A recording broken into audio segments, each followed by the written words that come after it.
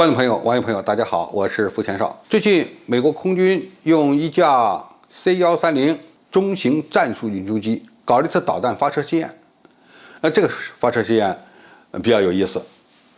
它的导弹呢不是挂在机翼下的，而是放在货舱里的，然后通过一个伞把这些试验的或者今后将要使用的导弹装在这个托盘上，然后从托盘上发射出去。那么它试验的是什么导弹呢？装在这个武器托盘上的是 AGM-158防空区外发射的导弹，它的最大射程可以达到370公里。那么这样的一个导弹，过去是可以由轰炸机或者是重型战术战斗机携带的，射程相对来讲比较远，它可以在防空区外投射，保证自身的安全。因为现在的防空导弹武器系统最远呢，大概在200到400公里这个范围，能够打的它的导弹数量不多。比如说俄罗斯的 S-400号称呢最大射程可以到400公里。那么如果打400公里外的目标，实际上它对付的是高空目标。如果是低空目标，你400公里射程再远也没有用，因为你看不到目标。因此一些战术飞机如果在中空或者低空来投射这样的防空区外发射的弹药，应该说它的安全还是有保障的。那么用运输机来投放这样的弹药意义何在？用战斗机投、轰炸机投不就完了吗？干嘛要改用运输机？因为美军觉得他们的战略轰炸机的数量不够了，一旦需要对敌方一些纵深的重要目标发动攻击的话，这些轰炸机可能需要长途奔袭才能抵达战区附近来实施这样的攻击行动，一个时效性要差一点。另外呢，这些轰炸机的安全性也堪忧。那么现在用一个好像看起来对敌方威胁不大的运输机来执行这样的任务，可能会达成突然性。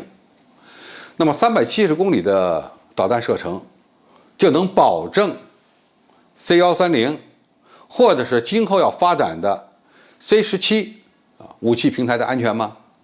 因为这次 C-130所做的武器投放试验，仅仅是为今后 C-17的改进做一个铺垫。如果在C-17上装载几个武器托盘，那么它最多可以带38枚 AGM-158，那这个数量可就赶上战略轰炸机了，攻击密度、强度应该说都不亚于战略轰炸机。何况它的飞行速度，特别是 C-17的飞行速度和 B-52、B-2这些战略轰炸机相差无几，都差不多。这么一改，这等于大大的扩展了战略轰炸机机队的数量过去可能美军也就是个不到200架远程战略轰炸机，那么现在你把 C-17或者呢部分 C-130改成可以携带这种远程空对地导弹的这个平台，那么它的战略攻击能力或者是战役攻击能力不就是大幅度的提升了吗？那么这个想法是不是很新颖？我个人看法并不新颖。其实20多年前就有人提出过，你像无论是英国、美国还是法国，都曾经有人设想用战术运输机或者是战略运输机来承担这么一个导弹发射任务。尽管设想提出了很早，但是真正进行试验的国家不多。那么美国这次用 C-130搞了这么次试验，看来这个设想还是可行的。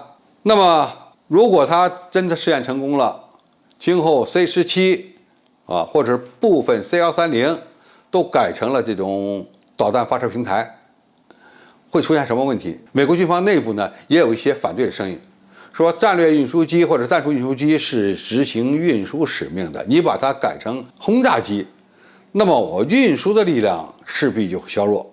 那么要想不影响运输机的总量，那么你势必要增加 C-130或者是 C-17运输机的数量。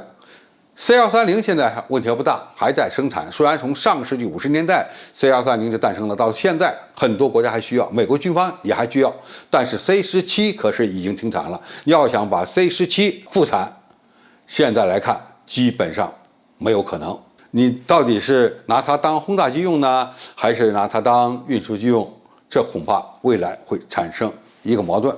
但是这个矛盾对中国、俄罗斯来讲好像没什么问题。如果我们也能够试验相应的技术，把一些运输机，包括战略轰炸机和战术运输机改成远程导弹发射平台，何况像中国和俄罗斯的重型运输机，比如说运20也好，127也好，都还在生产。那么这次试验呢，还有一个问题引起了美国军方的质疑，说你的 AGM-158 最大射程370公里，好像射程太近了。战斗机现在的作战半径都是1000公里以上，你投射完导弹被人发现了，你还跑得了吗？你飞行速度又那么低，特别是 C130这样的飞机，那么很快就被人打下来了嘛。何况战斗机现在还有远程的空对空导弹。于是呢，美国军方又提出来进一步增大 AGM-158的射程，改成 AGM-158B， 把它射程增大到900公里。那么900公里够用吗？也够呛，因为现在的重型战斗机，它的最大作战半径可以达到1500公里，那么再加上是远射程的武器，因此 C-17你发射完相应弹药以后，也很难逃脱被打击的命运。那么最好的出路就是你今后能够研制出射程2000公里左右的由运输机携带的远程导弹，才能保证它自身的安全。那么这项技术对我们来讲是有参考的，美国人能搞，中国和俄罗斯肯定也能搞，最终谁最先搞成，把它投入实战。我们从前些年的一些航空新技术的发展呢，就可以看出端倪，先搞的不一定先用，后搞的可能还会后来居上，最终的比赛谁能获胜，或者谁能领先，这个我们拭目以待。